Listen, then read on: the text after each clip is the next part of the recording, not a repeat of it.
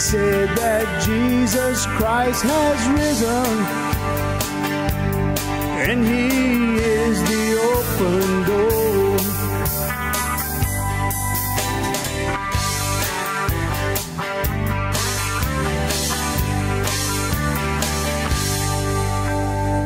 Well, how you doing, everyone? Welcome to this episode of the Cajun Conservative Show, where I talk about life, I talk about liberty, I talk about the pursuit of happiness, and I show the world, yes, that Cajuns do have intelligence. Hope you're having a good day, good week, wherever you are located, if that is in this country or beyond.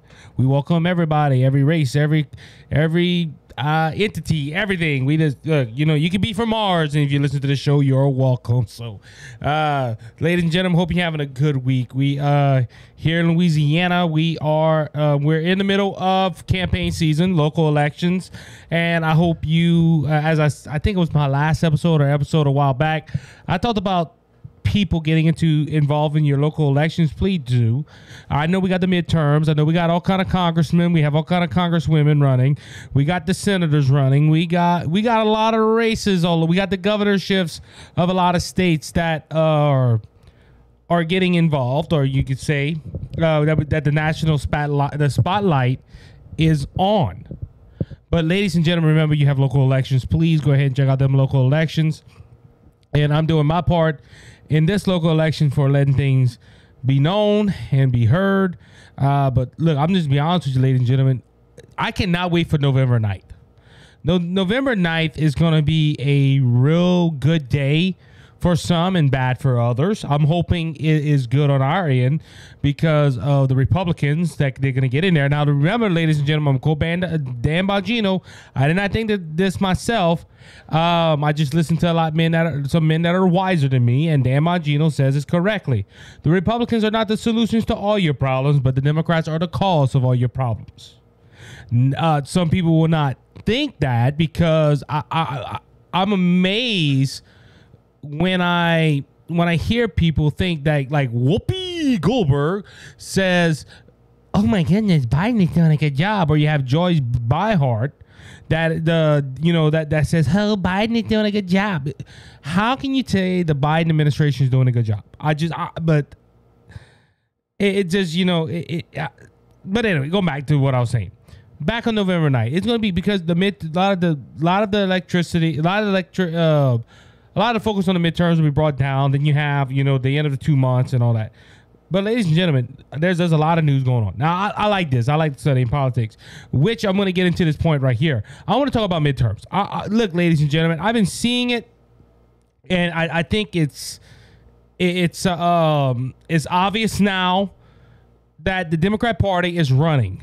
They're running. Well, yeah, I think they're running for Congress. No, I'm talking about they're running scared, ladies and gentlemen. Running scared. It goes to a point to when CNN does a piece on this right here. Now, ladies and gentlemen, this has been we have the balance of the Senate is up in there. The House of Representatives, 9 out of 10 is going to go Republican. There is no forecast saying that this is going to stay Democrat. Nancy Pelosi will lose her House speakership, and she will go to Italy. We already reported that Biden is holding the Italian embassy, or be the Italian ambassador, and she's going to live in Italy. We know this is going to happen, ladies and gentlemen. The House has not been. It just how can I say that? There's a 99. Look, I play fantasy football. I just saw my fantasy football come up because I had a football player do something good, apparently.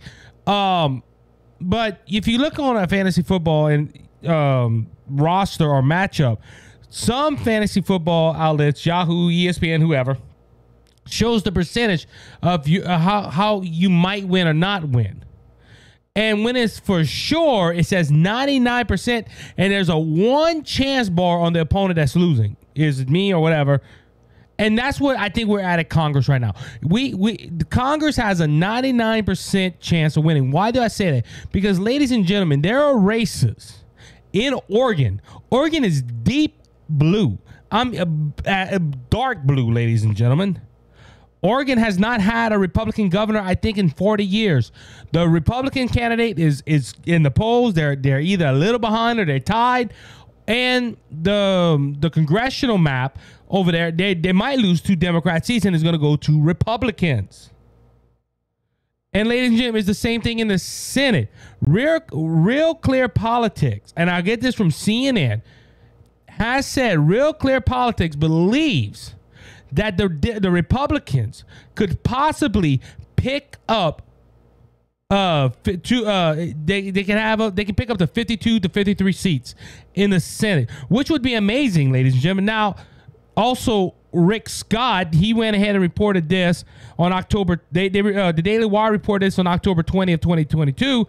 The energy's on our side. Rick Scott says Republicans could have up to 55 Senate seats. Republican Senatorial Candidates Committee Chairman Rick Scott said that Republicans have a path to as many as 55 seats in the Senate. At a Get Out to Vote rally in North Carolina, Congressman and Senate candidate Ted Budd Scott expressed his boldness outlook on Republicans' chances to take back the Senate in 2022 midterms. Scott said that the energy is on our side of the GOP because Americans are worried of the Biden administration after 2 years. He also quoted a number of polls showing that Republican candidates are within striking distance in many key states. It starts right here. We're going to get 52 Republican senators. We have to win here, Scott said about Budd's race via the Hill. I think we get 53, 54, 55. And as he says, the energy's on our side. People are fed up with the Biden agenda. Ladies and gentlemen, the Republican Party can get up to Rick Scott's estimate 55 seats, which would be amazing. They would have to sweep. Now, that would really be a red wave, ladies and gentlemen. Now, you on the other side might be saying, well, why you say the Democrat Party is running scared? Because, ladies and gentlemen, they have not invited Biden on anything. John Featherman last Friday, and I quoted this on my last show. John Featherman. Oh, no, not last Friday, last Thursday. John Featherman had Biden at his campaign rally. Biden said his wife, Featherman's wife, would be a good senator. He babbled. He didn't know where he'd go. He forgot where the stairs were to get off the stage, ladies and gentlemen. There's a piece by Politico, and it's titled "Dazed and Confused. Joe Biden campaigns with dazed and confused Joe Featherman." But now that's not the only thing, ladies and gentlemen. Barack Obama is going out. Now they're also starting to attack Republicans. Warnock in Georgia is really getting scared because Herschel Walker, within the margin of error, which is only 2 points. According to Sean Hannity, John Featherman and Dr. Oz are a dead heat. They're at 46% equal. They're at a dead heat. They're tied, ladies and gentlemen.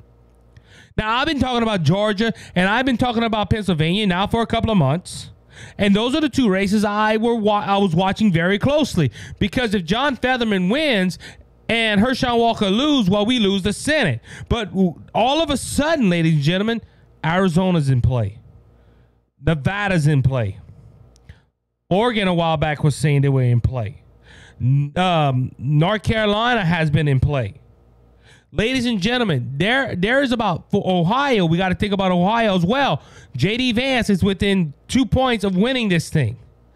Ladies and gentlemen, the Democrats are running scared. They're running their campaign scared. Why? Because they thought, oh, we're going to go ahead and run on Trump. The MAGA movement. Biden went ahead and called them He called them, this according to the Daily Wire, the MAGA trickle down. Biden made bold claims on how he fixed the budget after Republicans blew it. But he gave the MAGA people a nickname, ladies and gentlemen, MAGA Mega, and which one podcaster that I heard said, hey, that sounds even better than Ultra MAGA. Ladies and gentlemen, these races are very close. And like I said, going back to Warnock, because I was talking about him, he said he wasn't going to touch the story for Herschel Walker with the abortion thing. All of a sudden, now he's running ads. Ladies and gentlemen, you have the president of the United States when he was with John Fetterman attack the Republican Party. Now he did again, as I just read this story. Mega MAGA trickle down. Biden makes bold claims on how he fixed the budget after Republicans blew it out. President Joe Biden argued on Friday that his administration was responsible for the largest decrease of the budget deficit in American history. Is a lie, ladies and gentlemen. We just hit $31 trillion of debt. $31 trillion of debt. And he's saying he brought down the deficit. And he said, while MAGA trickle-down policies from Republicans failed our country.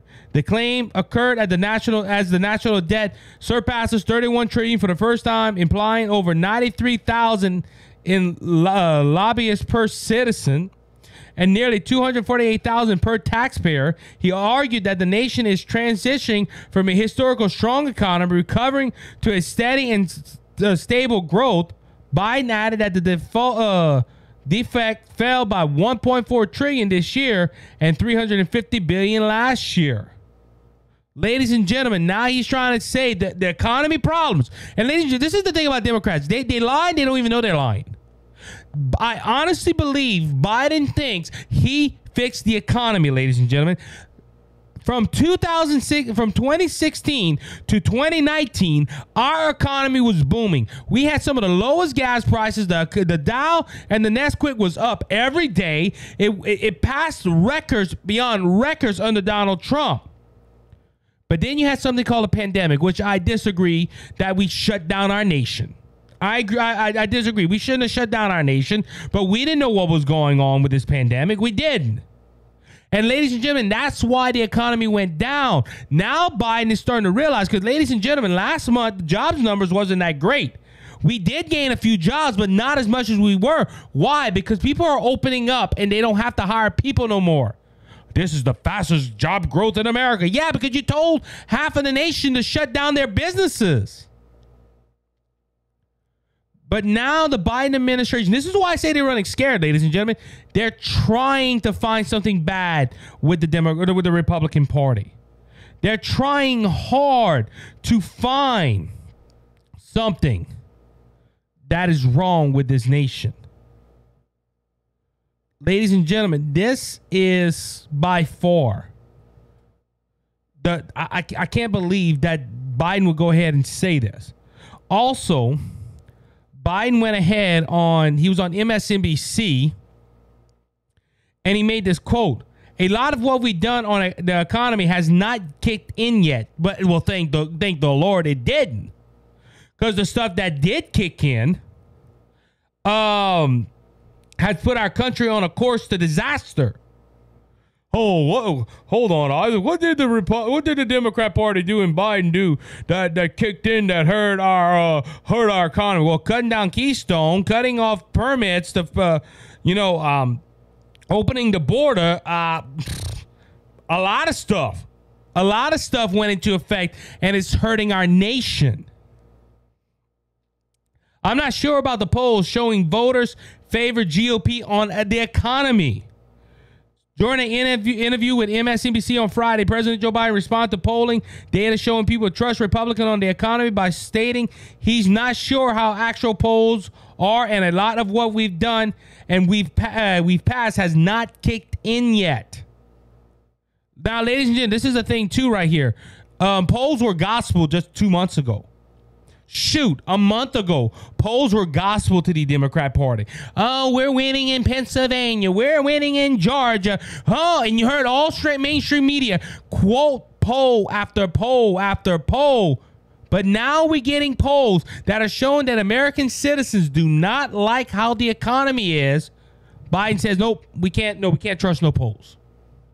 We can't trust polls. And look, ladies and gentlemen, I understand polls have a bad rap right now, especially on elections. But ladies and gentlemen, even liberal polls are showing that people trust Republicans more in the economy than they do the Democrats. I mentioned it last week. The Democrat Party is running on abortion. Abortion this, abortion that, when that is the sixth most important issue that Americans are worried about right now.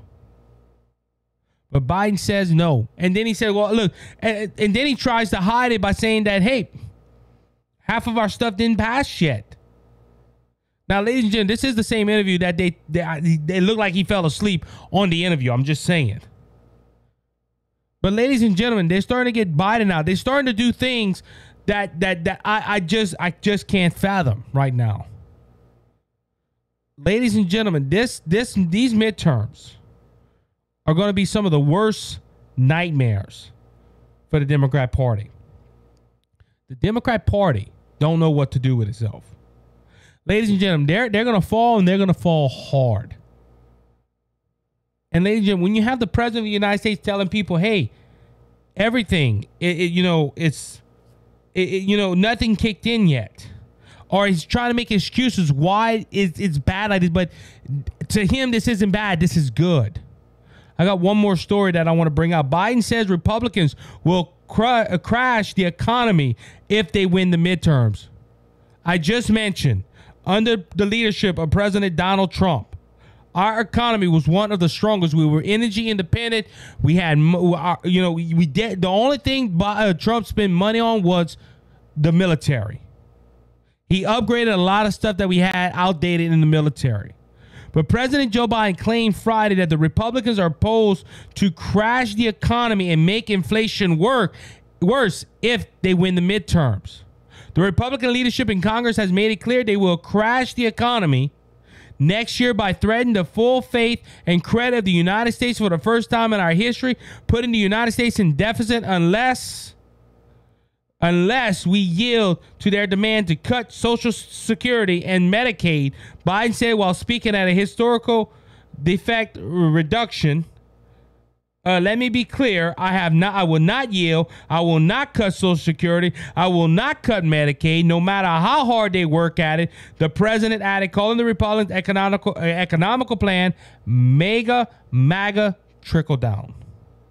Ladies and gentlemen, first off, I haven't heard a Republican, I could be wrong, said he or she wanted to cut Medicaid and cut Social Security. Also, he says we're going to crash the economy. How are we going to crash the economy? It's almost there already. We're in a recession. 2 negative GDP growths. That's the standard I'm going to. The Democrats can try to redefine it, but I'm not moving from that, ladies and gentlemen. Our economy is in shambles. We are paying more. And he said they're going to rise inflation. Let me find the quote. Oh, where's it at? Yeah, he said he will crash the economy and make inflation worse. How can we get worse than what it is now? Ladies and gentlemen, in July, I believe it was, in June we reached 9.1% inflation. We went over 9% inflation, a 40-year high. How can it get worse? Ladies and gentlemen, I'm going to go ahead and say something that Ronald Reagan said back in the day, or his mentality. If your life isn't better since 2 years ago, what's going to hurt you voting in for another party? Think about it. Just think about that for a second. You, as an American citizen, are you better off today than you were 2 years ago? I'm not. I will be blunt with that. I am not better than what I was 2 years ago. And look, thank the Lord, he's providing everything for us. But ladies and gentlemen, there's some people in America, they cannot get the refuge, or they cannot get the benefits they need because of what the president has done. And ladies and gentlemen, this is why they're running. And look, and I'm about to wrap it up on this segment. It amazes me when you see Democrats. Look how bad it is in America today. Hey, who you voted for? Biden. I think he's doing a good job. Ladies and gentlemen, if you're not better off now than you were 2 years ago, you need to think about voting for somebody else. And that's what's great about our nation. We can go ahead and we can vote people in, vote people out that are hurting our nation. And unfortunately, the Democrat Party is doing a good job. And now they're running scared because they're pulling out all forms. They pull out racism. They pulling out transgenderism. They're pulling out the Social Security and Medicaid card. And it's all the Republicans' fault. Everything that's going on right now is all the Republicans' fault. But they've been in power for 2 years. On that note, I'll be right back after this short break.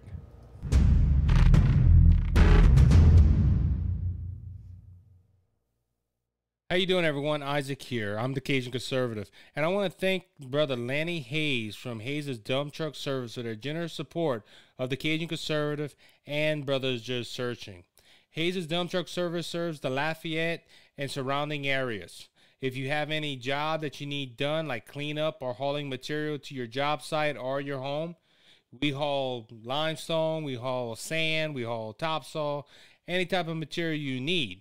If you're in the Lafayette and surrounding areas, please call Brother Lanny Hayes at 337-852-8043. Remember, Hayes' Dump Truck Service, where Jesus is Lord of the company.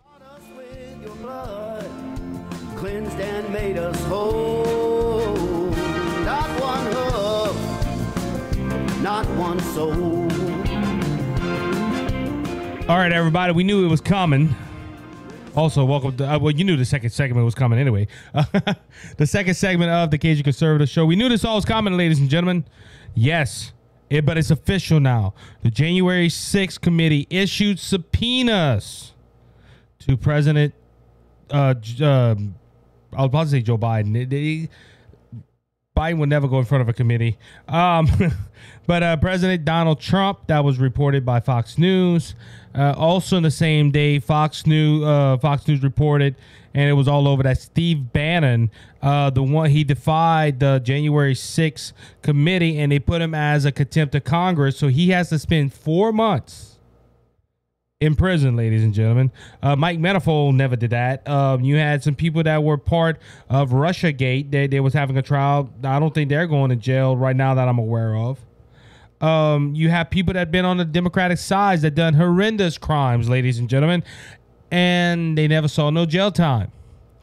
But a Trump associate or somebody that was in the Trump White House defies a sham committee of Congress. He has to spend jail in 4 months. Spend time in jail for at least 4 months. And now the January 6th committee also, like I said, issued a subpoena for President Donald Trump. A lot of people don't believe Trump. Now, Trump is required to appear for a deposition on November 14th at 10 a.m., either in the U.S. Capitol or via video conference, provide records regarding the actions on the day when rioters stormed the Capitol building on January 6th. The committee did not ask Trump to appear for our open hearing. The subpoena request document and communications between Trump and his aides, staff, and colleagues from singers and encrypted message apps. Now, this is the thing, though, ladies and gentlemen. Look when the date they did it, November 14th. Why did they do this before November 8th? Maybe because they knew it would hurt them. See, ladies and gentlemen, if they act tough and they act like they're getting down to business, some people might be fooled into voting Democrat this midterm elections. But, ladies and gentlemen, as we've seen last weekend, President Trump had a Save America rally, and it was jam-packed. Ladies and gentlemen, I saw a comparison. I think it's Benny Johnson on YouTube or Facebook. One of them showed a comparison of Donald Trump being in Pennsylvania. The place is packed. You couldn't feel one more person in there. Biden had a speech. It was in a gym and maybe 40 people inside of it. Ladies and gentlemen, this is supposed to be the most popular president. But and ladies, look, I don't get that. And look, Zinslinger and Cheney is in this committee. They voted with the Democrats to do this. This is not a bipartisan group. This committee is a sham. This committee does not hold water. I don't believe Trump should go. But ladies and gentlemen, they honestly think if we push this issue and we really show that Donald Trump is bad and evil, the American citizens are going to take our side, and they're going to go ahead and they're going to stop following him and stop listening to what he says. The thing of it is, ladies and gentlemen, he hadn't done nothing wrong. Trump has not done nothing wrong. And you will point to this thing. And look, if you watch it and you're a person that sees these clips that they're doing, they edit these clips very, very good. They do a good job showing what they think happened. But ladies and gentlemen, there's nobody to ask questions. You cannot ask the question. Well, correction. You can ask questions to the witnesses that are coming, but they don't get questions like why, what this happened. They can't back and forth to find out the truth. Ladies and gentlemen, also, they want to subpoena Donald Trump, but they never want to subpoena Nancy Pelosi, who was in charge of making sure the Capitol was secure. They don't want that, but they want to subpoena Donald Trump. Now, ladies and gentlemen, same thing with Steve Bannon, and I know it was his court date, but this committee, these politicians, these 9 politicians, 7 of them Democrats, 2 of them rhinos, all they want is to stop Trump. And they did this to make the MAGA candidates look bad. But ladies and gentlemen, as I said in the last segment, I'm seeing this. There is desperation in the Democrat Party.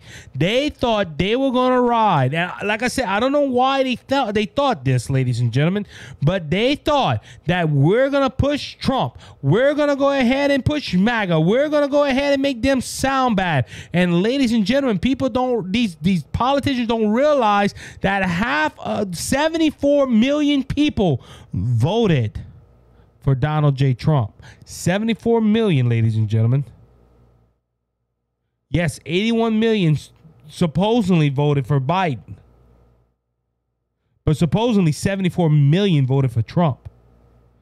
And if those numbers are correct, yeah, Biden maybe had 81 million back then, but these past 2 years it is already showing that Donald Trump would crush him in a general election. And the Democrats can't stand it. Ladies and gentlemen, they're living rent-free in Trump's head. And they're running scared. I think these are all signs of desperation, ladies and gentlemen. This is sign of desperation from the Democrat Party.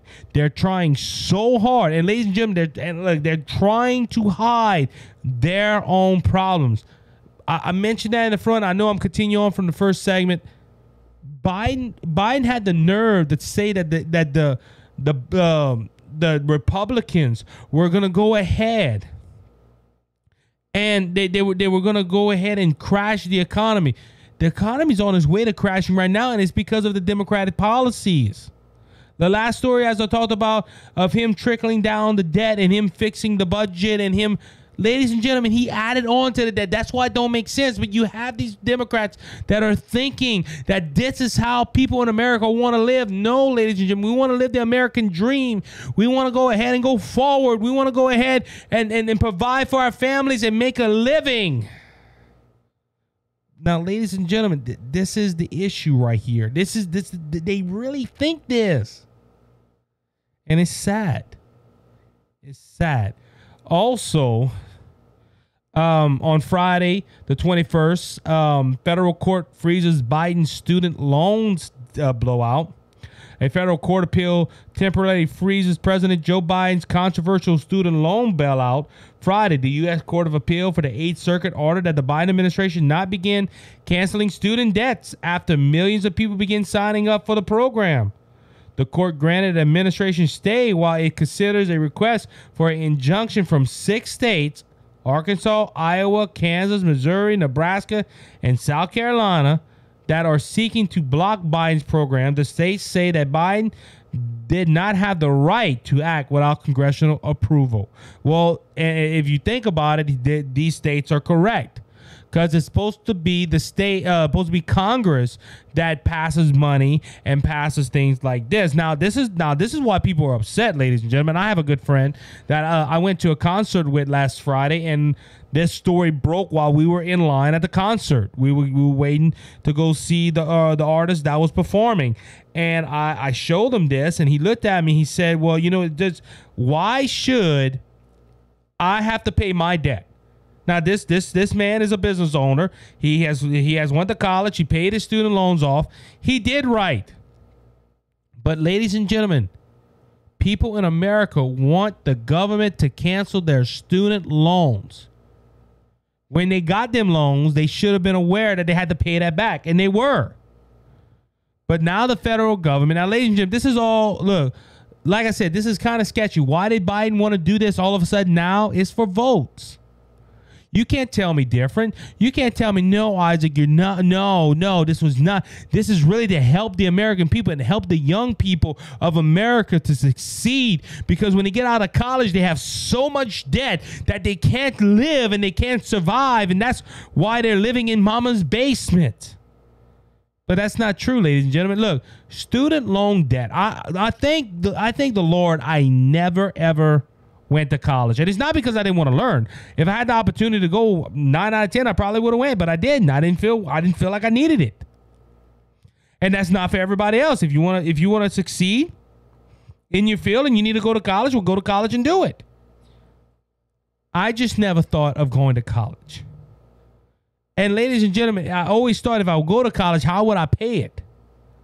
Even if I would get a student loan debt, I would have to get a job to pay that loan off. I wouldn't just go to college and be like, oh, I'm going to twiddle my thumbs and hope the debt goes away. Ladies and gentlemen, the court appeal did right. The U.S. Circuit Court of Appeals did right. They went ahead and they stopped this so they can look at it and see what is constitutional or not. Look, and ladies and gentlemen, Biden has said this multiple times. He does things. He's like, I don't know if it's constitutional, but I'm going to do it anyway and let the courts decide. And he can have a narrative of what this right here. I wonder what this is. This was released today. Biden on his fitness for office. I could drop dead tomorrow. Okay. Let me read this, and y'all getting my raw view right here. I just saw this on the Daily Wire. President Joe Biden responded to a question about his age and fitness for office during an interview that aired Sunday morning by saying that he could drop dead tomorrow. Biden made the remarks during an MSNBC interview with Jonathan Capehart when he was asked what he would say to convince voters to stick with him if he would run again in 2024. I think it's a legitimate thing to be concerned about anyone's age, including mine. I think that's totally legitimate, Biden said. I think the best way to make a judgment is to watch me. I am slowing up. And I don't have the same pace. Usually it's called slowing down, not slowing up. I don't know why. I could be a great. I'm at a great respect of fate. Biden said I could get a disease tomorrow. I could, drop dead tomorrow. But the terms of my energy level, in terms of how much I am able to do. I think people should look and say, does he still have the same passion for what he's doing? And if they think I can do it, then that's fine with me. Ladies and gentlemen, the reason that people are worried about his age is because of his dementia. And ladies and gentlemen, I think that's a lot of people don't understand. Biden is just throwing this in the back burner. There is people worried about his age, even Democrats. And ladies and gentlemen, I watched some of the clips from John Fetterman when he was talking. This man rambles. He snaps at reporters. At the Featherman event, he couldn't find the stairs. He forgot where the stairs were, where he just walked up there a few minutes earlier.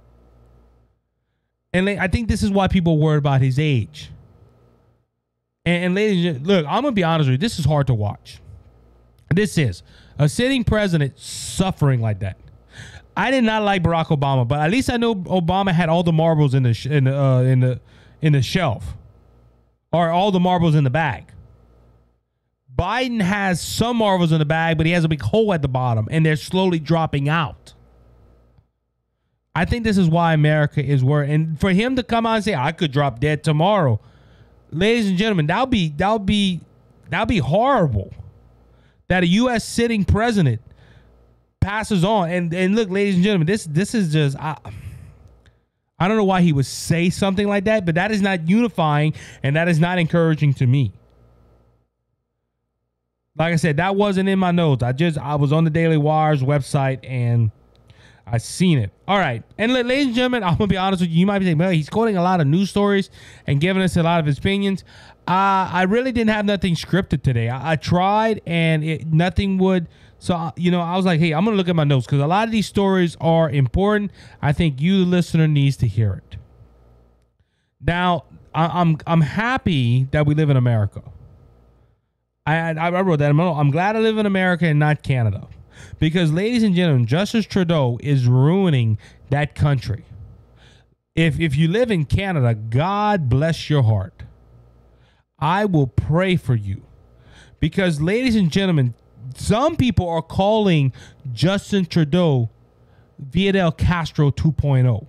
Why do I say that? Because, ladies and gentlemen, Justin Trudeau this year alone has attacked truckers, has attacked energy, the energy crisis in Canada, and made it harder for you to get gas. And now he is attacking Canadian safety. Why do I say that? Because Trudeau officially freezes handguns in Canada. This is from the Daily Wire on October 21st. Canada's new rule regarding handguns go into effect on Friday, putting into place restrictions on handguns inside of the country and expanding on previous attempts to prevent imports. We have frozen the markets for handguns in this country. Canadian Prime Minister Justin Trudeau at the press conference in Surrey, British Columbia. As we've seen gun violence continue to rise, we have an obligation to take action, Trudeau noted. Today, our national handgun freeze is coming into force. Our government is taking Canada's most significant action on gun violence in a generation. We made a commitment to the Canadians that we would act, and we are. The national freeze will tackle the alarming role of handguns in crimes, gender-based violence, and more. Minister of Public Safety McElroy said in a statement. Ladies and gentlemen, what is he going to do when gun violence still goes up because people are getting shot with long rifles and shotguns? Think about it, ladies and gentlemen. What is he going to do? See, he freezes handguns and he puts the blame on the gun. It is handguns that are shooting, and we're going to stop the sale, which they're not. Ladies and gentlemen, there will be people that are going to break the law, unfortunately, and they're going to go ahead and buy guns illegally. And this is why I say I'm glad we live in America. Because thank God we have a Second Amendment right, because Biden would have done this a long time ago. What you trying to say, Isaac? Trudeau and Biden are the same. I'm not going to sugarcoat it, ladies and gentlemen.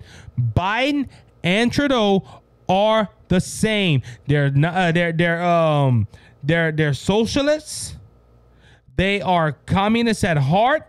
They don't want you to have guns. Ladies and gentlemen, Biden is trying to get rid of assault rifles. And ladies and gentlemen, that is the beginning. Why do I say that? Let's go ahead. History always repeats itself. History always repeats itself. I'm going to make sure I say it right. When they ban assault weapons, where Biden is taking credit, I did that in the Senate and I'll do it again. Do you know the next target they were trying to get to? Handguns. Now it's magazine sizes and magazine capacity and all. Ladies and gentlemen, the left is not going to stop until they take off the guns that you will not be protected. Why? Because of people without firearms and without protectors being protected by the Second Amendment and having a God-given right to protect yourself. The government and communistic leaders can go ahead and take over the country a lot easier. It's easy to take over a country when you don't have people fighting back. Ladies and gentlemen, this is why they're calling him Fidel Castro 2.0. Because, ladies and gentlemen, this man is taking away his citizens' way of protecting themselves. And that's how Fidel Castro took over. He took all the guns. He outlawed all the guns. That's how every communistic country starts off. We're going to give you better lives and stop the crime rate. We're going to take your guns. Ladies and gentlemen, you know what styles a bad guy with a gun is a good guy with a gun. And and like I said, ladies and gentlemen, hypocrisy at its finest. Justin Trudeau, if I'm not mistaken, was one of the people that said, hey, let's send guns to Ukraine so they can protect themselves. Trudeau and Biden rather protect a foreign country than keeping their citizens safe. And look, I'm just going to look, nothing against my Canadian listeners if I have any. Please don't take offense, but I'm glad I live in America. Because, ladies and gentlemen, the only thing stopping Biden is our Second Amendment right that was written back when the Constitution was written. And we have a right to protect ourselves. And this is sad that a free nation, a nation that is living in the Western Hemisphere and is a beacon of freedom, is choosing to take away the protection of its citizens. And it's sad, folks. Very sad. On that note, we'll be right back after this short break.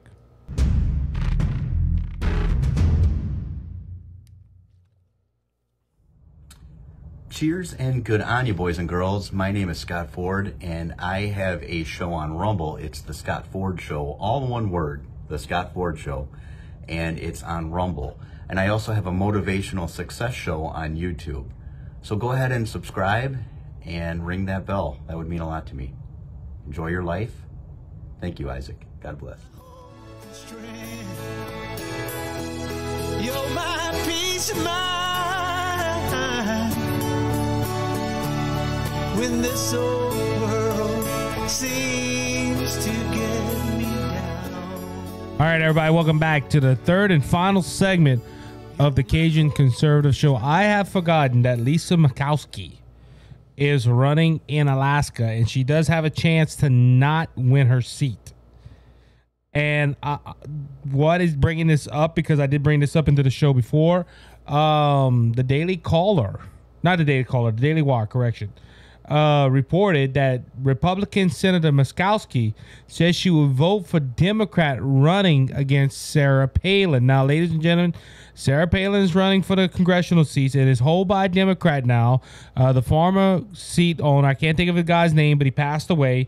They have this new weird vote. And look, I thought Louisiana had a weird voting setup system, whatever, but Alaska tops it off. You got to have so much percent. You got to be in the top 4. And you got to. It's crazy, ladies and gentlemen. Crazy how Alaska thinks this is going to help them. About Lisa Murkowski, there is polling that shows she's probably going to lose her seat. She's held this seat for 20 years, but she has made it public that she is going to vote Democrat. And ladies and gentlemen, look, there's some in the Republican Party.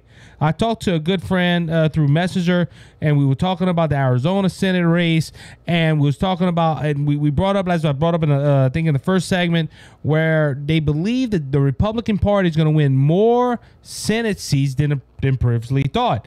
Even Real Clear Politics saying, hey, 9 out of 10 Republicans are going to win 53 seats.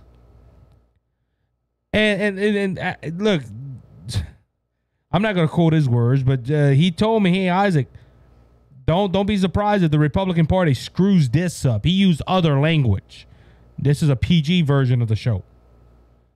And this is a prime example right here. Ladies and gentlemen, the Republicans are trying to win over the House of Representatives to stop the Biden administration. But you have Republicans like Lisa Murkowski.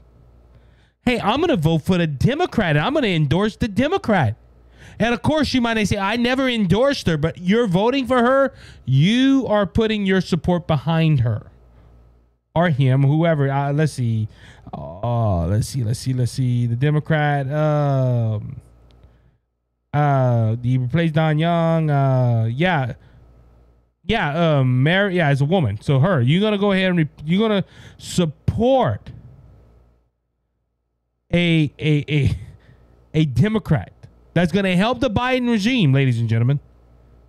And and this is funny. It's just, there's a lot of times I think about this, and I've quoted that a few times on the show when you hear people, oh, the Democrats are doing so well. Oh, the Democrats are doing fine.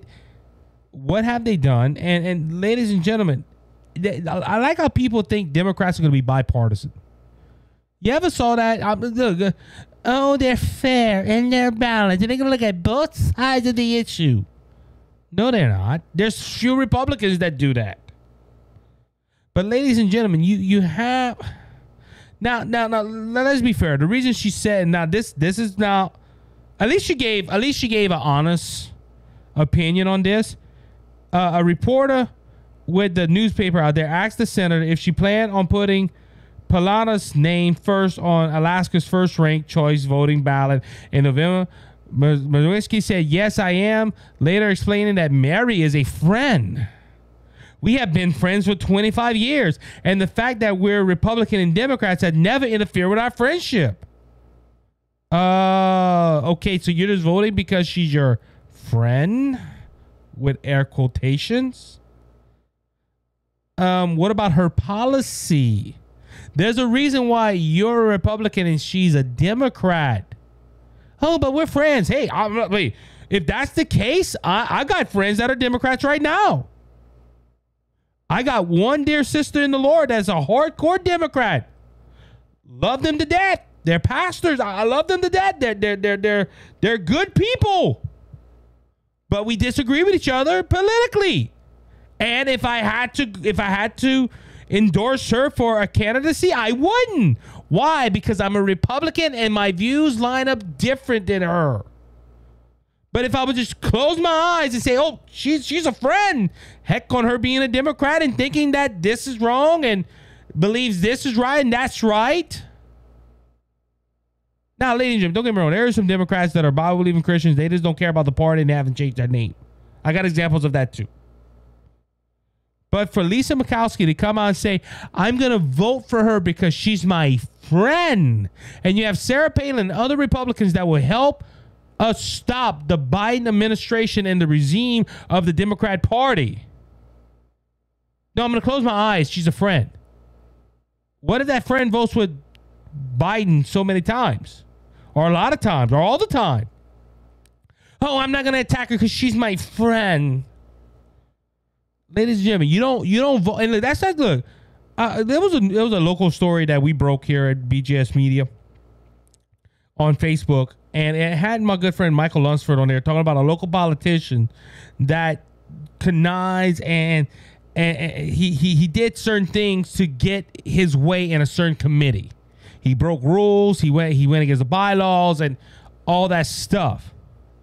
And in that conversation, we were hoping, and we made a point out there to the voters of our local area: don't vote on name alone. Because look, we're in Louisiana. I'm going to tell you, we got some weird names. We got LeBlanc, we got Thibodeau, we got Boudreaux, we got weird names. But when you see that name on a ballot, 9 out of 10, you're going to hit that name because, oh, that's a local person. Babe, we're going to hit it. Ladies and gentlemen, or people around here on local elections, oh, we're going to vote because they're our friends. We might not agree with them, but we think they're going to do a good job. If you don't agree with them, and they're not going to do a good job. And this is what Lisa Murkowski's doing. She's just, oh, she's my friend. Ladies and gentlemen, don't vote because you know the person. I've met Clay Higgins. I think he's a good guy. I'm voting because of his voting record. If Clay was not doing a good job, I would not vote for Clay. I would vote for one of his opponents. Same thing with John Kennedy. I agree with John Kennedy. That's why I vote for John Kennedy. Even if he was a Democrat and he did his job, he voted like a Republican, I would have voted for him because, hey, that would be the only time I vote for a Democrat if he lines up with my views. But I'm not going to go vote for Joe Jack in the Box down the road because he's a good friend. I'm not going to do that. And Lisa Murkowski forgets that our country is held in the balance by a threshold. Ladies and gentlemen, the Biden regime, and I've talked about it in the last segment and the segment before, the Democrat policies are hurting America. And we need to stop it. We don't need Republicans endorsing Democrats. Now you might say, why? What about Chelsea Gabbard? Why she's voting Republican and she's a Democrat. Well, I heard today she left. I'm not sure, but that was the difference. Okay, she denounced her Democratic Party. She said, I can no longer vote for them because they're not the party that I joined up. They're this, and she just went. She said she cannot vote for them because she does not agree with them. Lisa Murkowski isn't voting Democrat because she lines up with the Republican Party. She's voting because that's her friend. And you don't do that, ladies and gentlemen. Our country's in a mess because of rhinos like Lisa Murkowski. And I'm glad she might be out the Senate. I'm gonna be blunt. I'm glad she's probably gonna be out. On that note, we had it released this week that our State Department, yes, the United States of America State Department, spent almost $20,000 on what? On protection at the border? No. Fighting inflation? No. Infrastructure, building a bridge and Bayouami down the road? No. The State Department spent $20,000 earlier this week, or it had been revealed earlier this week, that the State Department spent $20,000 of our tax-paying money, our money, to fund drag queen shows in Ecuador. The U.S. State Department officials defended themselves Sunday, which is the 23rd of October, Sunday, after awarding Ecuador a grant over $20,000 for a culture center to host drag shows for LGBTQ communities in South America. Earlier this week, Fox News reported the State Department began promoting diversity and inclusion efforts using taxpayer dollars to fund drag shows in South America. Such efforts include $20,600 grant to a nonprofit, CEN, not SIN. The Senate will use the money on 3 workshops, a 2-minute documentary, and 12 drag theaters performance until August 31st of 2023. There's a few questions I have with this, ladies and gentlemen. What does this profit America? Come on, really, guys. Look, ladies and gentlemen, our government is spending our money already on Ukraine. They spent a lot of money on Ukraine, billions upon billions, on a war effort that we're not supposed to be involved with. We ain't sending troops, but we're sending billions and billions of dollars. So all our money is going to Ukraine. And at least you can you can justify that a little bit by saying, well, we're trying to defend democracy. We're trying to help Ukraine stay free. I can understand. Do I agree with it? No, but at the same time, I can understand the argument. There is no argument for this. Well, Isaac, we're trying to bring diversity and equality efforts in that country. Let their government do it. You don't see Japan sending us money to be equal in equality. You don't see China doing it. You for sure don't see Russia. You sure don't see no other country sending us money for equality and inclusion. You don't see it. Because you know why? A lot of them countries say, hey, America, send us money. And America, instead of being like, hey, what you going to spend that money on? Sure, they have to be giving them a check. What's that money for? A drag queen show. Oh, boy. That is the Biden administration. You want to know why we're in $31 trillion of debt? That is because that's it. That's one of the many reasons. Doubling down on the stance, the State Department spokesman told Fox News Digital in a statement that the grant fund program in Ecuador to incorporate and optimize diversity, inclusion, and represent to equality and accessibility of the number of programs sponsored by American tax dollars. One arm to use the arts to raise awareness about diversity inclusively, which gives LGBT. There's so many words. There's so many letters. I can't.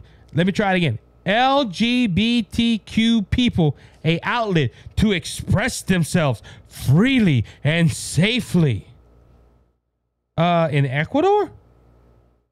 Hey, LB, since you're here, help me out for a second. Where's Ecuador? It's in South America, right by Brazil, right? South America. Isn't that where that big festival Rio happens, where they have naked ladies and they all expressing themselves? So it's right about the same place, though, right? But let's say this. Okay, in South America, they freely express themselves. That if I'm not mistaken. So why is America sending money to freely express themselves a little bit more? Ladies and gentlemen, this is a prime example of your government wasting your taxpayer dollars. And then they're defending themselves. The spokesman said that the facilities and an artist in Cucanon would collaborate with the local theater company to create workspace and plays, which would be a video document. LGBTQ plus people across the globe deserve to live in a society free from target violence and discrimination, the spokesperson says. Recent data suggests an alarming and daily rise in violence against the LGBTQI plus people in Ecuador. Oh, and look, ladies and gentlemen, I found out why they sent the money now. I just had to read a little bit more into that article. Because there's violence and crime and things happening to the LGBTQ community, what's going to help? We spend money to make themselves known to everybody so they can get attacked. Ladies and gentlemen, I understand. Look, I do not agree with drag queens. I do not agree with the LGBTQ community. I don't agree with the lifestyle. Let's say it like that. And look, before you judge me, because see, it's funny how the spokesperson did this as well. Oh, there's people attacking them and violence and discrimination and this and this. He should have just put the word Republican because they believe that's all we do. Ladies and gentlemen, I have friends that are gay. I have friends that are part of the LGBTQ community. The difference with me with them is that I tell them, hey, I don't think your lifestyle's correct. I'm honest with them. And look, they're not, they live the lifestyle, but they're not, oh, hey, they're not doing all that. But ladies and gentlemen, if you want to live that way, I cannot stop you. You live in America. I cannot stop you. I cannot put a gun to your head and say stop. I can tell you the truth, and then what you do with the truth, that depends on you. You can accept it or deny it. That's your opinion. But ladies and gentlemen, for our government to send $20,000, oh, Isaac, $20,000 is not a lot. If they're sending $20,000 to Ecuador and we just found out, what else they're spending the money on? Come on, this is a drag queen show. Like I said, why don't that country say, we will take $20,000 and we'll build a theater and we will do this for the LGBTQ community? You know why? Because then people are thinking, we don't need to do it. America's doing it. And look, I'm going to say this. A lot of governments, I'm sorry, I hate to feel this way, but there's a lot of other governments that are smarter than us. They look at that and say, oh, that's a waste of money. America says, hey, that's investing into the community. Ladies and gentlemen, this is wasteful spending. And you know what's sad? I quoted this in an early segment. Biden says, I brought down the deficit. I brought down the debt. We're $31 trillion in debt.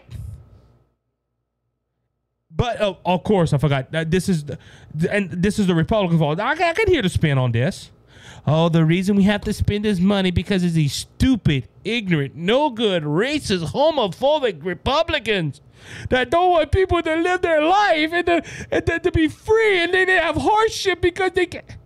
And ladies and gentlemen, look, I'm sorry. I walked in New Orleans already. There's people that walk. There's crazy creatures that come out at night in New Orleans. But ladies and gentlemen, you never heard of a story where they go into a town and they tell a drag queen, hey, you can't walk like that. That's against the law. Or you never hear of a story that how people now look, because look, a story broke today of a Christian baker getting his case being upheld in the California, out of all places, surprise in California, that he could refuse services because of because of religious beliefs. Look, this man had to just fought a whole fight, won it, then has to go back and fight it again. But ladies and gentlemen, he told him, look, I don't agree with that. I will sell you a cake, but I'm not going to make you a Pacific cake. That was his right to do. But ladies and gentlemen, this man didn't kick him out. You know them like them cartoons where they come in, hey, we want something, and they throw him out the door. Ladies and gentlemen, you don't hear that. But ladies and gentlemen, and this is what the left trying to do with this whole scenario. They're trying to use it like the civil rights movement back in the day. Oh, this is a special race of people. These people need to be treated nice. They need to be under the umbrella of the civil rights. Ladies and gentlemen, it don't matter what color. If somebody's gay, they're gay. I've seen people that are black. I've seen people that are white. I've seen people that are Hispanic. They ain't a special type of people. They chose to live a lifestyle. That's it. But the government, this government especially, wants to fund that and waste your money, not in America, but in Ecuador, in South America. Ladies and gentlemen, it's sad. It's sad. So on that note, I want to thank you for listening to the Cajun Conservative Show. It is an honor and privilege for you to spend some time with me today. I'm glad that you're here. If this is your first time, please hit the subscribe button, hit the follow button, and tell your friends about the Cajun Conservative Show and BJS Media. Remember, Jesus Christ is coming back, and he's coming back soon, so don't be faint of heart, because Jesus has overcome the world. If you want to know Jesus as your personal Lord and Savior, send me an email. I'll tell you how to make Jesus your Savior and make heaven your eternal home. Until next time, be blessed, be encouraged. Pray for America, because we need it. You have a good one. Bye-bye. And he is the open